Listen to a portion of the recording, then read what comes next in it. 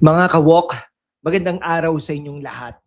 May isang tanong na umiikot ngayon sa social media, sa mga coffee shop, sa mga group chat, at maging sa mga political circles. Ano nga ba ito? Bakit nga ba parang lahat ng mata ay nakatutok ngayon kay Vice President Sara Zimmerman Duterte? Bakit sa tuwing magsasalita siya, may reaksyon agad mula sa kanyang mga kritiko? Bakit sa tuwing may bagong development sa politika, tila laging kasama ang kanyang pangalan sa usapan? Mga kawok, hindi ito simpleng issue ng personalidad. Ito ay usapin ng impluensya, usapin ng tiwala ng publiko, at higit sa lahat, usapin ng direksyon ng politika sa Pilipinas. Kaya ngayong gabi, hihimayin natin ang isang malaking truth bomb. Ano ba talaga ang dahilan kung bakit nananatiling isa si VP Sara Duterte sa pinakamalakas na political figures sa bansa?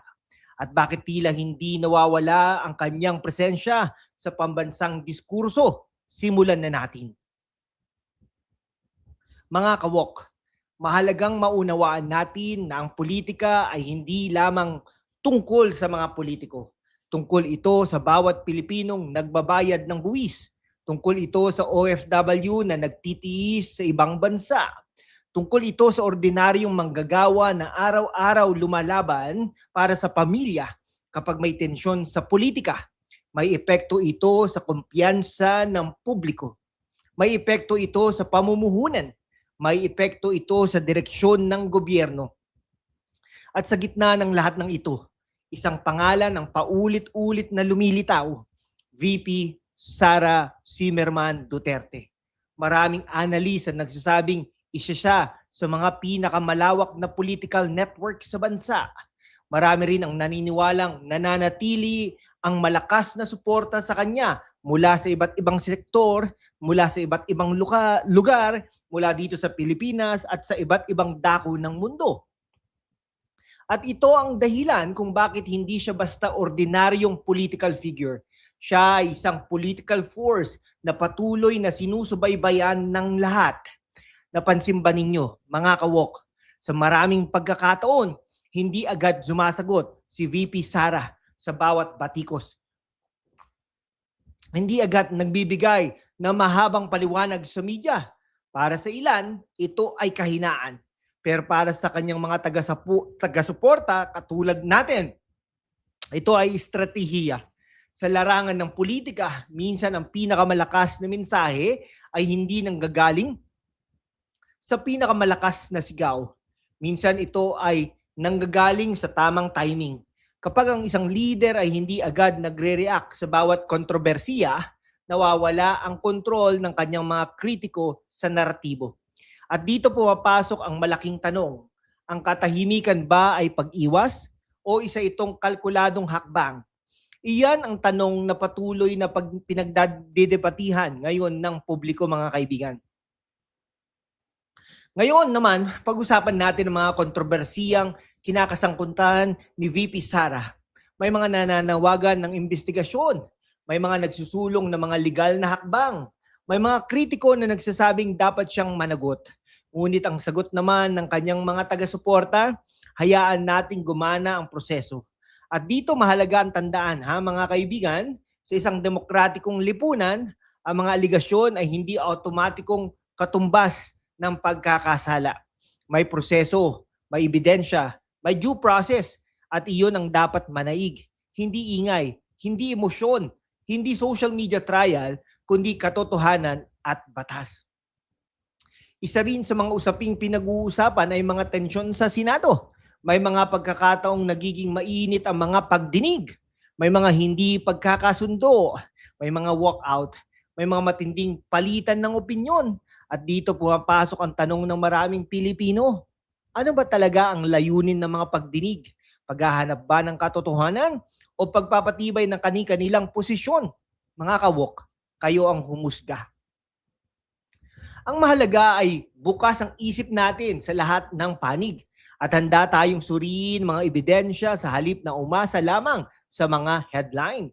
Napakarami kung nababasang komento araw-araw. May nagsasabing Stay strong, VP Sara.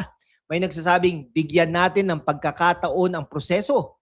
May nagsasabing sawa na kami sa away politika, gusto namin ng serbisyo. At sa totoo lang, iyan ang pinakamahalagang mensahe. Dahil sa huli, hindi tungkol sa politiko ang laban. Tungkol ito sa bayan. Tungkol ito sa kinabukasan ng ating mga anak. Tungkol ito sa direksyong tatahakin ng Pilipinas. Narito ang aking truth bomb. Maaring sang-ayon kay VP Sara, maaring hindi. Ngunit isang bagay na mahirap tanggihan, hindi siya maaring baliwalain. Habang patuloy siyang nasa sentro ng pambansang usapan, mananatili siyang isa sa pinakamahalagang personalidad sa politika ng Pilipinas.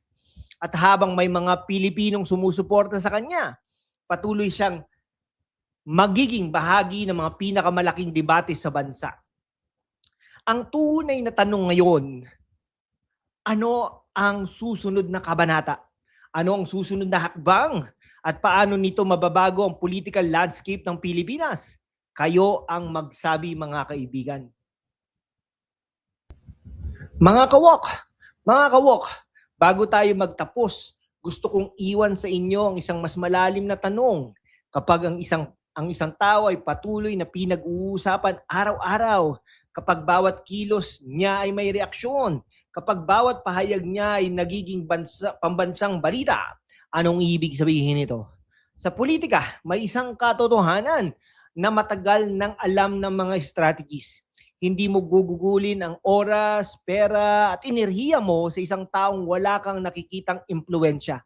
Kaya para sa marami, ang patuloy na pagtutok kay VP Sara Duterte ay indikasyon kung gaano siya kahalaga sa kasalukuyang political landscape. Ngayon, malinaw na may mga Pilipinong sumasang-ayon sa kanya. Mayroon ding hindi. Yan ang katotohanan. At normal iyan sa isang demokrasya. Ngunit ang hindi maikakaila ay nananatili siyang isa sa pinakamalakas na personalidad sa bansa. At habang papalapit ang mga susunod na mahalagang kabanata sa politika ng Pilipinas, mas lalo pang titindi ang mga diskusyon. Mas dadami pa ang opinyon. Mas dadami pa ang pagsusuri. Mas dadami ang pagtatangka ng iba't ibang kampo na kumbinsihin ang publiko. Pero bilang mga mamamayan, hindi tayo dapat maging tagasunod lamang ng anumang kampo. Dapat tayong maging mapanuri. Dapat tayong magtanong. Dapat tayong maghanap ng ebidensya. Dapat nating timbangin ang magkabilang panig. Dapat sa huli, ang tunay na panalo ay hindi para sa isang politiko lamang. Ang tunay na panalo, pang truth bomb, mga kawok. Ang sambayan ng Pilipino, ang panalo. Ang mga politiko ay darating at lilipas. Ang mga administrasyon ay magpapalit-palit. Ngunit ang epekto ng kanilang mga desisyon ay mananatili sa buhay ng ordinaryong Pilipino, tayo. Kaya huwag tayong basta magpadala ng emosyon. Huwag tayong basta magpadala sa propaganda. At huwag tayong basta maniwala sa headline ng hindi sinusuri ang buong kwento. Sa hashtag #WalkWithLan, ang layunin natin ay hindi lamang pumili ng panig. Ang layunin natin ay unawain ng buong larawan. At sa bawat isyong ating tinatalakay, lagi nating itatanong, ano ang katotohanan? Ano ang ebidensya? At ano ang pinakamabubuti para sa bayan? Mga kawok, nasa inyo na ang tanong. Sa tingin ninyo, ano magiging pinakamalaking hamon at pinakamalaking pagkakataon para kay VP Sara Zimmerman Duterte sa mga darating na buwan? I-comment nyo yan sa ibaba. Babasa ako sa inyong mga opinyon at maaaring may isama pa natin sa susunod na Truth Bomb episode. Hanggang dito lang po, mga kaibigan. Mabuhay po ang Pilipinas.